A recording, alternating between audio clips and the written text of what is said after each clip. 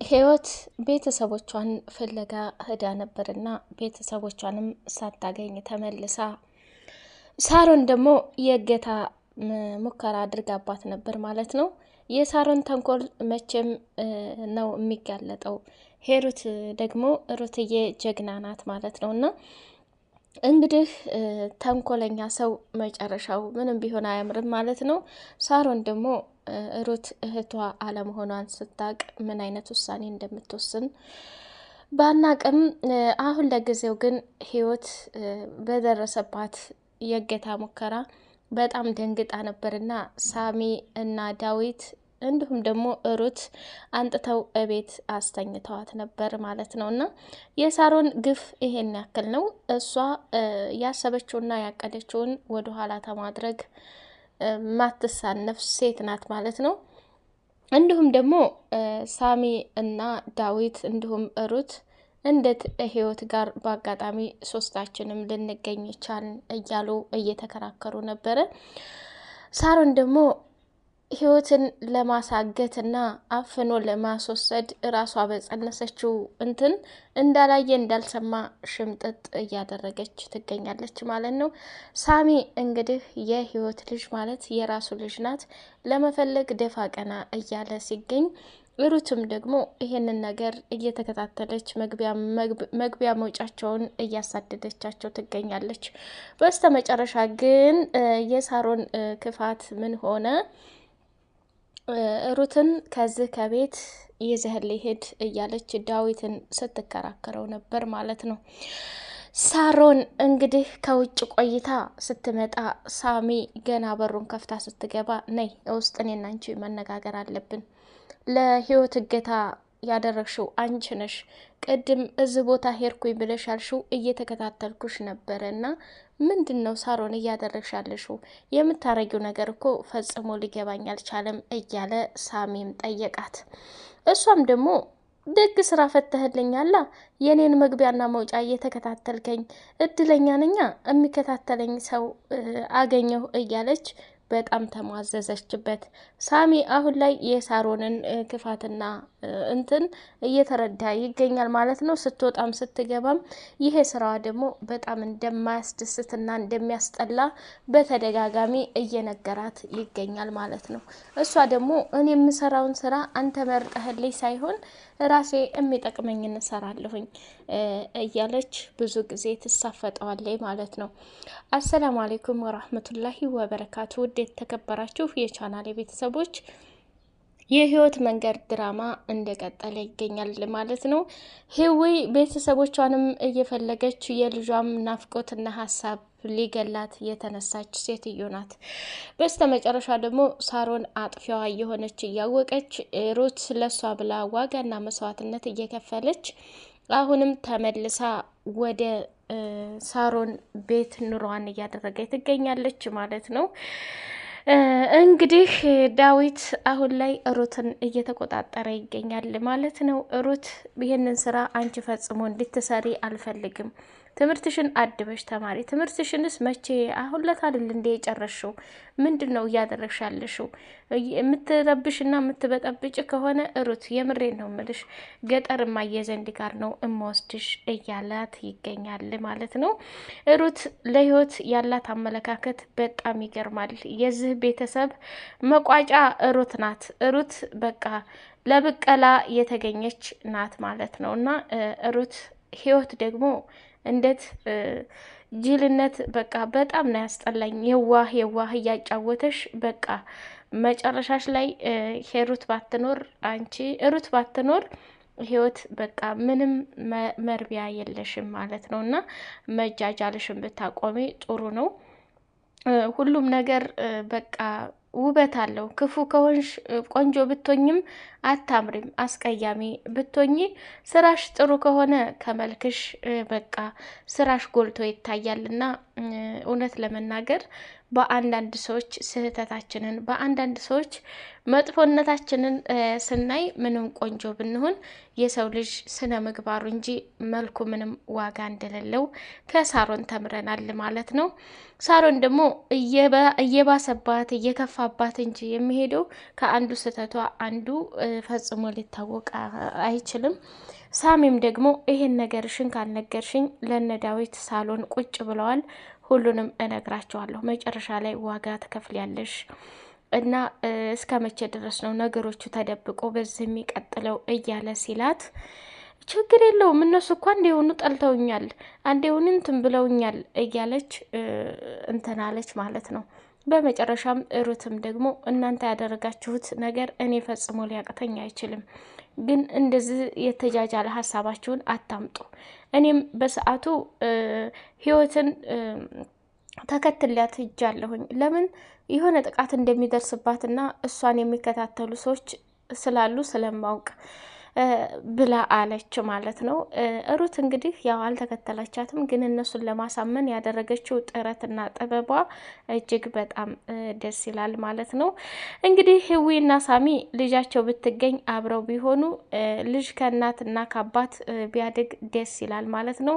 ሳሮን ድምጽሽ ለራሱ እንኳን መልክሽ በጣም እንትን የሚል ነውና እና የሳሮን ግን በቃ ስራዋም ሁሉም ነገር በጣም ያሳዝናል ማለት ነው። እና የግፍ በቃ ሴራዋ መጋለጥ አለበት። ደግሞ ይቺ ህይወትም ደግሞ አጉል ደግ ደግ የሚያጫውታት ነገር አሁን ሳሮን ክችን ቦታ ሄዳ ምግብ እየሰራች በነበረ ጊዜ ህይወት በቃ በስለት ያስፈራራቻት ነገር እንዲሁም ደግሞ ምን ልስራልሽ እሷ ተናዳ የምትፈልገውን ነገር እየጠየቀች ታማዝዛታለች ማለት ነው። እና ሳሚ ግን ሲያሳዝን በቃ ባላወቀው ነገር ሳሮን በተኛችበት ፉል ውሃ ነበር ማፍሰስ ማለት ነው። ሩት በጣም ጀግናና ጠንካራ ሴት ነሽ። የምታደርጋቸውን ነገሮች እያንዳንዱ ራሷን ጠብቃና ራሷን እንትን በማያደርግ በጣም ነው የምትመቼ ማለት ነው። እና ህይወት ግን መቼም ልጇን የምታገኝ በቃ ሳሚም ሆነ ሁላቸውም በጣም ያሳዝናሉ። ምክንያቱም እሱ ልጁን ፈጽሞ አይጠላም፣ ግን እየሆነ ያለው ነገር በጣም ያስጠላል። መጨረሻውን የምትወጂውን ቡና ላፍላልሽ እያለች ህይወትም ሽንኩርት እየከተፈ ነበርና እኔ አንቺን ላይሽ አልፈልግም ጥፊልኝ ከዚህ ብላ አባረረቻት ማለት ነው። በስተ መጨረሻ የህይወት እንግዲህ ከዛ ደንግጣ ስትወጣ ሳሮን ደግሞ እጇን ቆርጠው መጨረሻ ላይ እንደገና ወንድሟ ዳዊት ሲመጣ ይቺ ህይወት ናታ ስንጨቃጨቅና ስንነዛነዝ እጄን አስቆረጠችኝ ብላ አለች ማለት ነው። እንግዲህ አንዳንድ ተንኮልና አንዳንድ መጥፎ ነገር እየከፈለ ይገኛል ማለት ነው። ህይወት ደግሞ ምክንያቱም ሩት በቃ ባለፈው ከቤት እንደወጡ ያንን አጋጣሚ ተጠቅማ የሆነ ነገር ልታረግ ነበር ማለት ነው። ግን አጉል መልካምነትና ጥሩነት ሲያጫውታት ህይወት በቃ ሳሮን እኮ እንዲህ አልነበረችም፣ የእሷ ደግነት ይበልጣል፣ በቃ እሷን ማስታመም እንፈልጋለን ብላ ከዳዊት ጓደኛዋ ጎን ሆና ተመልሳ ወደ ቤት መጣይ ማለት ነው። እንግዲህ ሳሮን በመጨረሻም እጇን እንትን ስትል ሸከፈችው ማለት ነው። በዛ ላይ አውቃ እኮ ነው እንደው የምታደርገው ነገር ሁሉ ማለት ነው። እና የድራማ ምርጥ ተዋኒ ናት። በነገራችን ላይ የሳሮን ክፋት ያናድዳል። የሳሮን ክፋት እየጨመረ ነው እንጂ ሩትን ህይወትን ማዳን አለባት በጣም። አሁን ግን ይሄ ነገር ሳትቀርማትና ይሄ ነገር እንትን ሳይላት ከወንድሟ ጋርም በስልክ እያወራኝ ነበር። በስተመጨረሻ የህይወት ልጅ አድራሻና እንትን ሲላክላት የሩትን ስልክ አይታ ነበርና ህይወት በዛ በተሰጣት አድራሻ ሩት ስትሄድ መጨረሻ እንደገና ህይወት ደግሞ ደውላ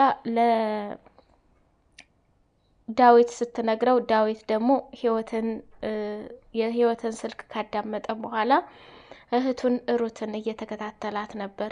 ሩት ደግሞ እዛ ቦታ ላይ የግድ መድረስ እንዳለባት ቶቶሎ እየሄደች ባለ ሰዓት ዳዊት ከኋላ ሆኖ እሷን አስቁሞ ወደ ቤት እንድትመለስና መጨረሻ ላይ እንደገና ስልክ እየደወለች እያወራች ሳሮንም ደግሞ አቅጣጫችሁን ቀይሩ ብላ እነዛን አስቀይራ ነበር። እንግዲህ ሩት ስልክ እያወራች እየተመለሰች ባለ ሰዓት ሳሮን በቃ ሩትን ከዛ ከቤት አስወጥቶ ዳዊት ወደ እናታቸው ዘንድ እንዲወስድ እያደረገች እየገፋፋች ነበረ ማለት ነው ሳሮን።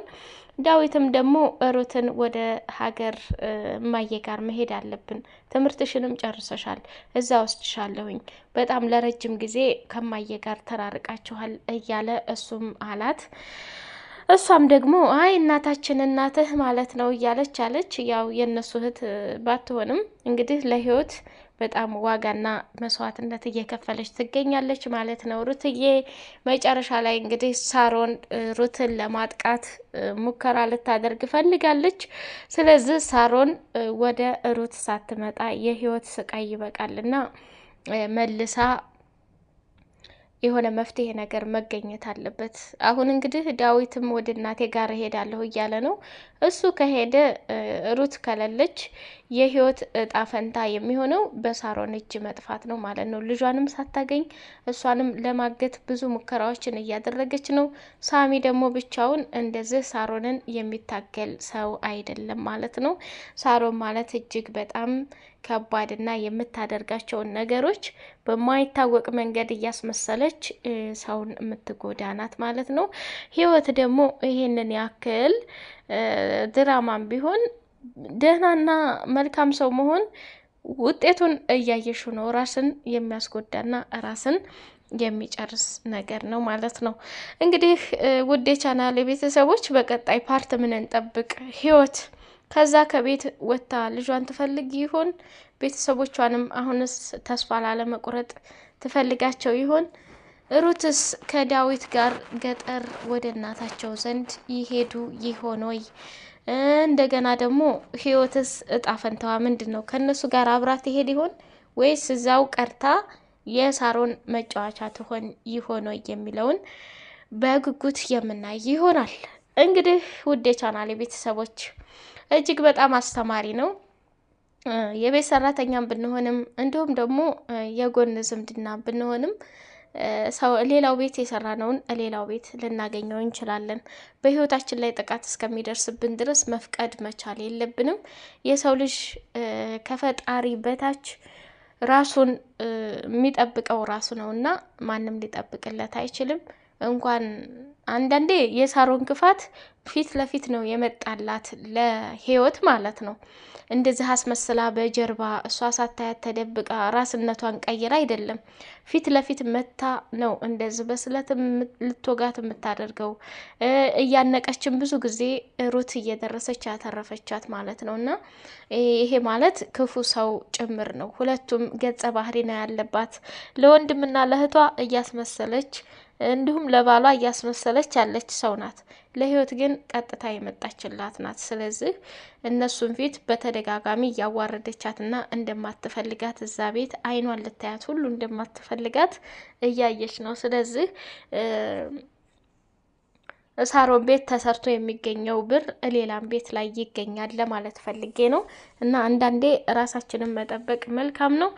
ሩት ደግሞ ነገረ ስራዋ ያው ፖሊስ ስለምትመስል፣ ፖሊስ ደግሞ የራሱን ህይወት አሳልፎ የህዝቡን ህይወት የሚጠብቅ ነው እና አሁንም ቢሆን ለህዊ እያደረገችው ያለ መስዋዕትነት እጅግ በጣም ሊደነቅና ሴቶቹንን ደግሞ እንደዚህ ጀግንነትና ቆራጥነትን ከሩት ልንማር እንደምንችል ማሰብ መቻል አለብን።